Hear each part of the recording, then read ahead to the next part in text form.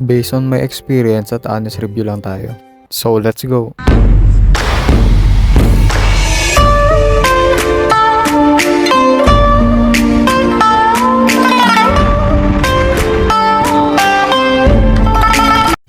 Yun na nga mga utol, no? Nakabalik na tayo sa panibago na namang motstorya natin. Ayun nga, ulitin ko lang mga utol, no? Hindi tayo eksperto at based lang to sa experience ko. Yun nga, umpisahan muna natin sa mags. Ayan.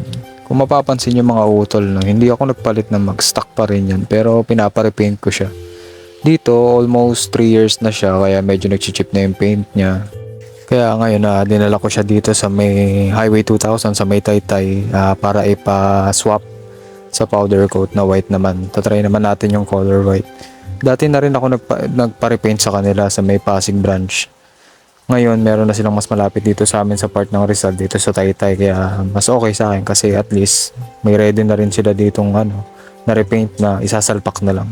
Saktong-sakto din yung pagpunta natin dito kasi yun nga may promo sila. Once na magpa-swap or repaint ka ng mag sa kanila, i-free na nila yung grab bar saka brake lever ng powder coat, i-repaint nila yun sa'yo ng libre. Ayun yung pinaka-promo nila ngayon. Ngayon, dito naman tayo sa air filter.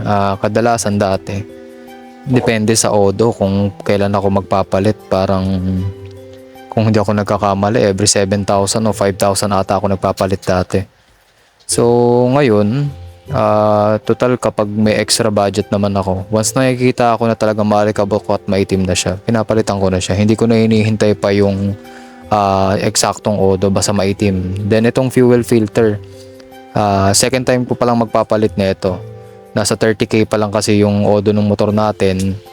Actually, ako lang gumawa niyan. Ako lang gagawa. Hindi ko na dinala sa mekaniko. Nag-YouTube lang ako kung paano ko siya papalitan. Yan. Madali lang din naman siya. May mga guide naman kung paano siya tanggalin at kung paano linisin. May separate video rin akong ginawa kung paano ako nagpalit at naglinis na ito na kompleto. Kaya pwede nyo panoorin yun. Ngayon, dito naman tayo sa battery mga utol, no? Second time ko lang uli magpapalit na itong battery. Actually, parang every 2 years ako nagpalit. Kasi magpa 5 years pa lang naman yung motor. So, pangalawang palit ko pa lang to. Yun nga, Yuasa yung tinry naman natin ngayon. Titignan natin yung performance niya kung same lang din dun sa stock. Kasi yung 2 year, yung first saka yung second ko puro stock lang. Pero so far okay naman siya. Ingat nga lang tayo sa pag-order online sa mga katulad ng Shopee, Lazada. Kasi yung dumating sa akin yung battery in order ko, hindi na ingatan yung package. Syempre expected na yun. May UP yung pinakasaksakan niya ng positive. So yun nga, dahil 5 years na siya halos, medyo fade na yung pagiging matte niya. Papabuffing natin siya tapos ceramic coating na rin para maging glossy naman siya, semi-glossy. Dahil balak ko na rin tanggalin yung pinaka-crash guard niya dahil para maiba naman. Kasi syempre dati kaya ako nag-crash guard dahil medyo mahirap hanapin yung mga parts niya. At isa pa, mahal. Ngayon kahit magasgas o masira man, madali tayo makakabili. Yun na nga mga utol, no? Natatapos na naman yung video natin dito.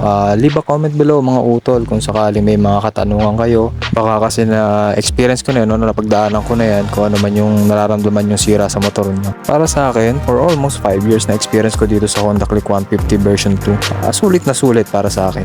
Salamat and see you guys on my next video. Babush!